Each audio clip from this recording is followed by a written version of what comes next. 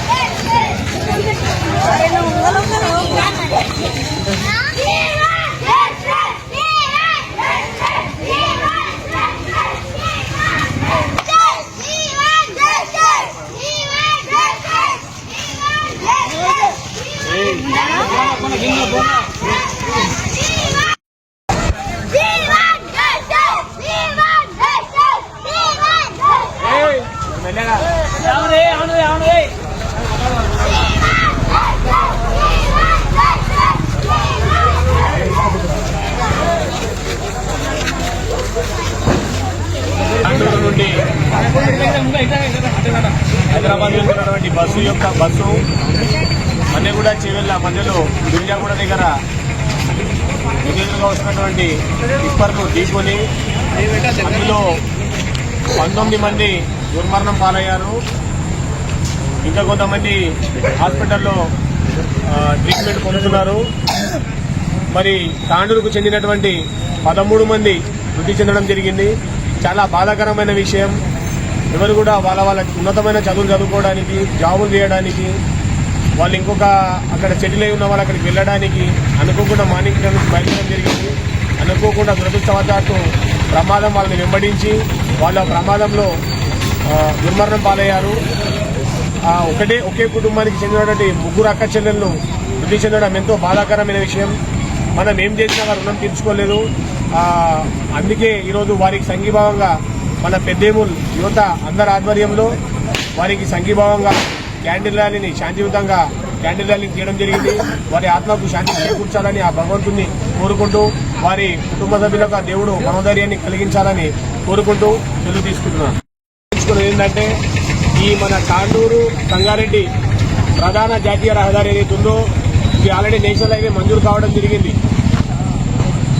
ఈ national highway పనులు ఎంత తొందరగా అయితే అంత తొందరగా పనులను ప్రారంభించినట్లయితే బాగుంటుందని చెప్పి అనుకుంటున్నాము.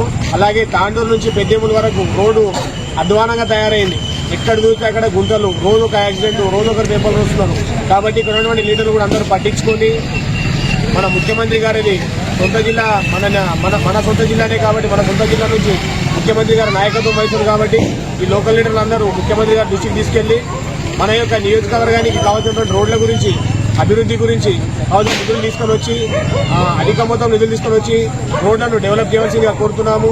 అలాగే ముఖ్యంగా మన తాండూరు పెద్దేమూల్ ఆధారపడినటువంటి ఏర్పడినటువంటి గుంతలను తాత్కాలిక ఉపశమనం కలిగించడానికైనా కొంచెం గుంతలను మట్టిని వేసి పూడ్చించి త్వరలోనే వెంబడే రహదార నిర్మాణ పనులు ప్రారంభమయ్యేలా చర్యలు తీసుకోవాలని చెప్పి వినవి